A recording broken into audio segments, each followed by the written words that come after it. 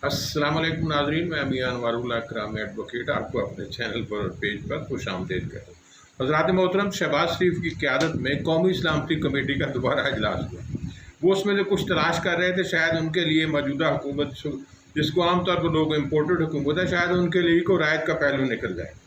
उसमें मिलिट्री की सारी बड़ी क़यादत, आर्मी चीफ साहब, बहरी और बरिया के चीफ साहब, जॉइंट चीफ ऑफ स्टाफ भी, और उसके साथ जो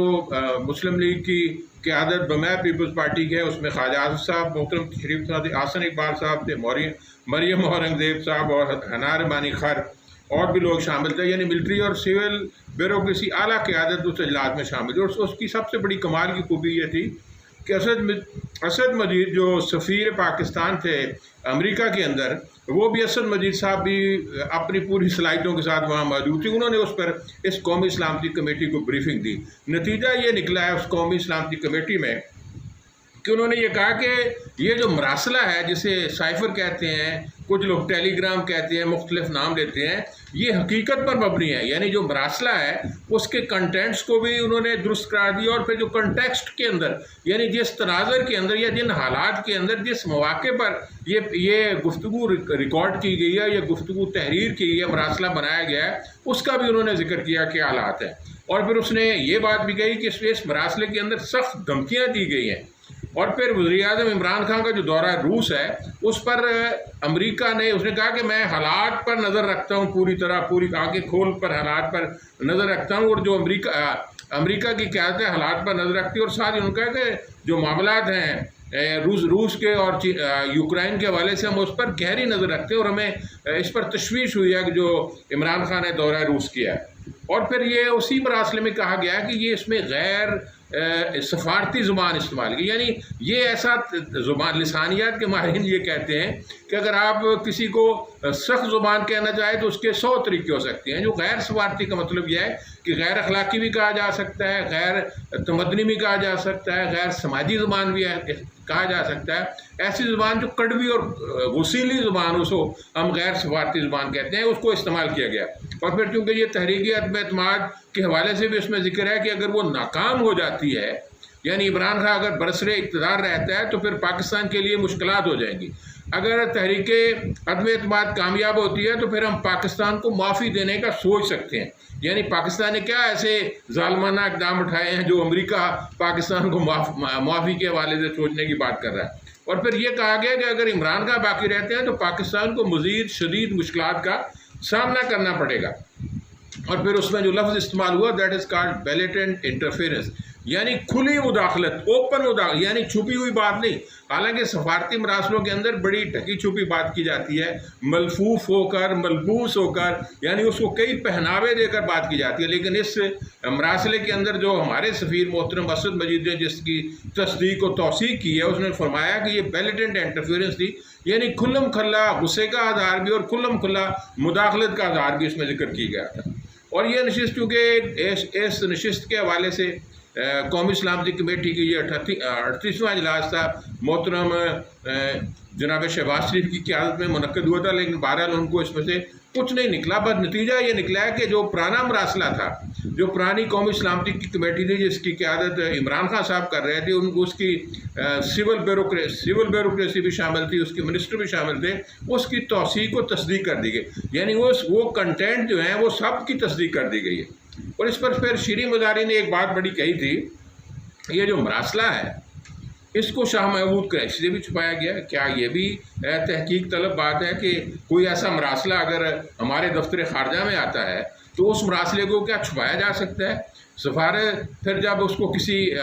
मुसद्दका इतला के मुताबिक शाह महमूद क़ुरैशी को इस मरासले के बारे में मालूम हुआ, तो फिर उस मरासले पर उन्होंने ख़ुद गौर व फिक्र किया, और गौर व फिक्र करने के बाद फिर उसको वज़ीर-ए-आज़म की गोशगुजार किया गया, और फिर चंद दिन इंतज़ार किया गया कि इसका रिएक्शन क्या होता है। आपको याद होगा कि अगर ये मरासला इतना ही कमज़ोर था, नातवा था, पाकिस्तान की इसमें तौहीन का इर्तिकाब नहीं किया गया था या हमारी तस्लील का बंदोबस्त नहीं किया गया था, तो फिर अमेरिका के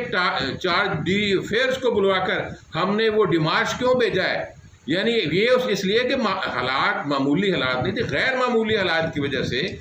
سابق حکومت پاکستان کو ان کو ڈیمارش وزارت خارجہ کو بھیجنا، اس کا مطلب ہے کہ اس میں کچھ تلخیاں بھی تھیں، اس میں کچھ تحفظات ہیں پاکستانی حکومت کو جس کا ذکر انہوں نے ڈیمارش میں کیا ہے۔ اور اس کے بعد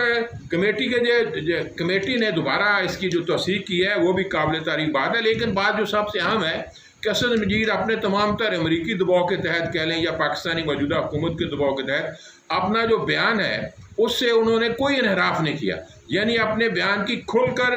بہادرانہ انداز سے ایک پاکستانی ہونے کی حیثیت، ایک محب وطن پاکستانی ہونے کی حیثیت سے انہوں نے اس کی تصدیق کی ہے، توثیق کی ہے، اس پر اپنے موقف پر قائم رہے ہیں۔ انہوں نے کہا واقعتاً یہ ہمارے لیے بڑی پریشان کن مسئلہ تھا، اس میں سخت دھمکیاں بھی دی گئی تھی، پاکستان میں کھلی مداخلت کا بھی اظہار کیا گیا، تو لہٰذا میں اس کی تصدیق و توثیق کرتا ہوں۔ میں سمجھتا ہوں اس حوالے سے دونوں افریقہ کے اندر ابہام پایا جاتا ہے۔ جانے والی حکومت جو عمران خان کی قیادت کی حکومت ہے وہ کہتی ہے بڑی سازش ہوئی تھی، اور جو آنے والی حکومت ہے وہ کہتی ہے کہ اس کا تو مسئلہ ہی کوئی نہیں، یہ تو معمولی بات ہے۔ رانا سلاور نے کہا کہ اس پر کسی تحقیق کی ضرورت نہیں۔ اب ون ون صورتحال یہی ہے کہ عمران خان صاحب کی خواہش ہے، ان کا بیانیہ جو بنا ہے وہ مزاحمتی بیانیہ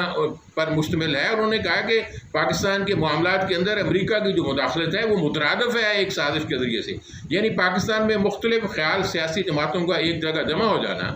اور لندن پلان کا بن جانا، اور اس کے بعد یہاں منحرف تحریک انصاف کے ایم این اے سے امریکہ کے جو دفتر ہے پاکستان کے اندر سفارت خانہ، اس کا نچلی سطح اور درمیانی سطح کے لوگوں کو منحرف ایم این اے حضرات سے ملنا، باقی کیا سے ملنا، یہ اس بات کا مترشح ہے، اس بات کو وضاحت کرتا ہے کہ کوئی نہ کوئی بات کہیں نہ کہیں کسی کونے خطرے میں ضرور چل رہی تھی۔ اس کو آپ سازش نہ کہہ دیں، آپ اس کو مداخلت کہہ دیں، اور عمران خان یہ چاہتا ہے کہ یہ جو مداخلت ہے اس پر پھر ہم کھلی تحقیق کیوں نہ کرائیں۔ ان کا ایک مطالبہ ہے کہ دونوں پارٹیوں کی کامیابی اس میں ہے کہ ہم اس معاملے کو سپریم کورٹ میں لے جاتے ہیں، سپریم کورٹ اس پر جوڈیشل کمیشن بنائے تاکہ حق اور سچ الگ ہو جائے، جھوٹ بھی الگ ہو جائے، تاکہ پتہ چل جائے کہ پاکستان پر پھر آپ کو یاد ہے امریکہ نے تقریباً 100 ممالک کے اندر انٹرفیرنس کیا ہے، ان کے کاغذات نے یہ ثابت کیا ہے، وہ اس بات کو مانے ہیں، تسلیم کیا ہے۔ یہ کوئی نئی بات نہیں ہے کہ امریکہ اپنی مرضی سے حکومتیں بناتا ہے اور توڑتا ہے، اگر کہیں کامیاب ہوتا ہے اور کہیں ناکام ہوتا ہے تو یہ کوئی ایسی بعیدست قیاس بات نہیں ہے کہ یہ ممکنات کے عقلی امکان کے اندر شامل ہے کہ امریکہ مختلف ممالک کے اندر اپنی پسندیدہ حکومتوں قائم کرتا ہے۔ کیا پاکستان کے اندر بھی مداخلت کرتا ہے؟ اس کے اظہار کے لیے ضروری ہے کہ اگر یہ مراسلہ اتنا ہی ناتوان کمزور ہے اور بے بس مراسلہ ہے تو پھر موجودہ حکومت کی قیادت کو، جس طرح رانا سناور نے کہا کہ ہم کسی اور فورم پر جانے کی ضرورت نہیں ہے، یہ قومی سلامتی کمیٹی نے جو اظہار کیا وہ درست، وہ بات بھی اپنی جگہ اس کی درست ہوگی، لیکن اگر لوگوں کے اشکال کو، لوگوں کے اندر ذہنوں میں بیٹھنے والی بدگمانیوں کو دور کرنا ہے اور قومی سطح پر اتفاق رائے قائم کرنا ہے اور مراسلہ کے بارے میں سچی اور ستھری بات سننی ہے، تو پھر ہمیں کیا اعتراض ہے؟ حکومت کو، لوگوں کو کیا اعتراض، یا تحریک انصاف کو خواہش ہے، حکومت کو اس بات پر کیا اعتراض ہے کہ جوڈیشل کمیشن بنایا جائے اور اس کی اوپن انکوائری تحقیقات ہوں تاکہ وہاں مصدقہ طور پر باتیں ویریفائی ہو سکے کہ واقعتاً۔ لیکن ایک بات جو پریشان کن بات ہے پاکستان کے اندر، پاکستان میں تو بڑے بڑے ہاتھی ہیں، امریکہ بھی بطور ہاتھی ٹریٹ ہوتا ہے، اور سول ملٹری کے جو تعلقات ہیں وہ بھی ہاتھی کی بات ہے، اس کو سمجھنے کی بھی بڑی دل گردے کی بات ہوتی ہے۔ کبھی دنیا کے اندر سازشیں یا تخریب کاریاں کبھی تحریر کر کے تو نہیں لکھی جاتی، وہ تو خفیہ منصوبے بنتے ہیں، اس پر عمل درآمد مختلف لوگ کرتے ہیں، وہ ایجنٹ اپنے ممالک کے اندر تلاش کرتے ہیں۔ ہم یہ بات نہیں کہتے کہ پاکستان کے اندر جو سیاسی جماعتیں ہیں وہ امریکہ کے ایجنٹ ہیں، لیکن کچھ نہ کچھ اشارے ایسے تو ضرور ملتے ہیں جس سے لگتا ہے کہ امریکہ کو پاکستان کے معاملات میں دلچسپی ہے، وہاں جو رجیم چینج ہے ماضی کی طرح اس کو وہ تبدیل کرنا چاہتا ہے، چاہے وہ سافٹ طریقے سے پاکستان کے اندر رجیم تبدیل ہو جائے۔ اس میں جو ایک بات خرابی کی پیدا ہوئی ہے کہ جناب فواد چودھری جو قوت گویائی کے بڑے ماہر ہیں، انہوں نے بات کو مختصر کرتے ہوئے کہا کہ اگر اسٹیبلشمنٹ جو ہے وہ ہمارے ساتھ متفق رہتی تو ہماری حکومت قائم رہتی۔ کیا اس سے عمران خان کا بیانیہ جو امریکی سازش کا بیانیہ ہے وہ کمزور ہوتا ہے؟ میں سمجھتا ہوں کہ فواد چودھری صاحب نے بڑے سمجھدار آدمی لگتے ہیں، ممکن ہوں بھی سمجھدار، لیکن انہوں نے یہ بات کر کے